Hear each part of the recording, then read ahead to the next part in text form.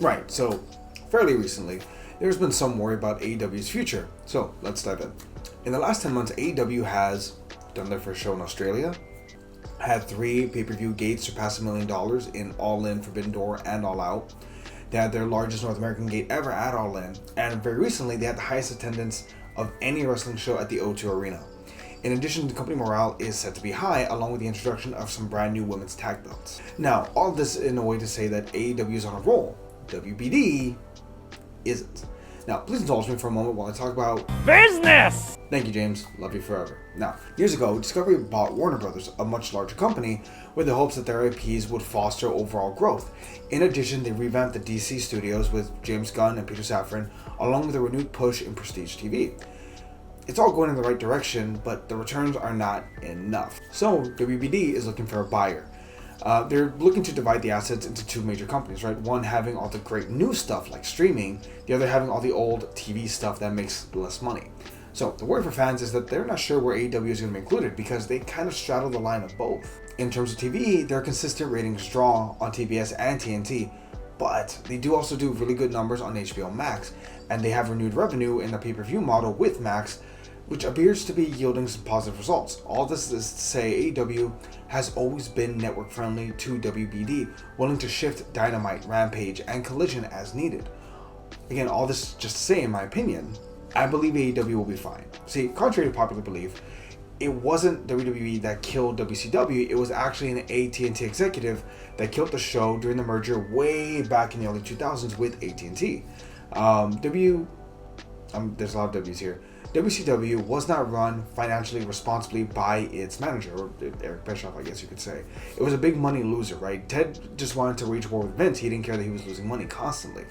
But ratings were in the toilet. It was making no money. And at the time, wrestling was seen as like second-tier B-level entertainment, which the network did not want to be involved with. Fast forward to today, where ironically, WWE's image as a mainstream wrestling product might actually help AEW's case.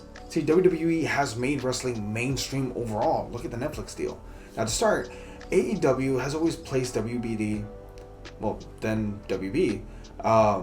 They've always been at the forefront trying to have brand synergy, always promoting their works for their films, their shows, their games, DC Comics most recently, as well as the DC event KO. Now, whether fans like to admit it or not, and you all can argue in the comments, by all means, you guys have done that in the other videos, they are a consistent ratings draw regardless of whatever people are going to argue with in the comments. You've done in the other videos, I'm not going to be surprised. But regardless of that, also compared to other shows, they are consistent ratings draws, and they consistently put up 3 to 4 hours of content every single week in the sports category. On streaming, they consistently draw about 500,000 people or more. Their presence is ever growing. But that said, let's go down the rabbit hole. Let's say come 2027, WBD wants to drop AEW and not renew them for their 5th year that they have in their contract, or renew them for a long-term TV rights deal. Well then, I'll be honest, I don't think they'll have any trouble finding a new home. See, unlike TNA, who always felt, because of Dixie Carter, always felt like WWE light, right? AEW is its own brand with its own wrestlers and its own expectations for its products and shows. They're an alternative, not a knockoff. It's like Coke versus Pepsi, with TNA being like the great value brand of the bunch. Anyways, even in the worst case scenario with AEW being dropped, I see them having other possible suitors, whether it's Peacock or Paramount.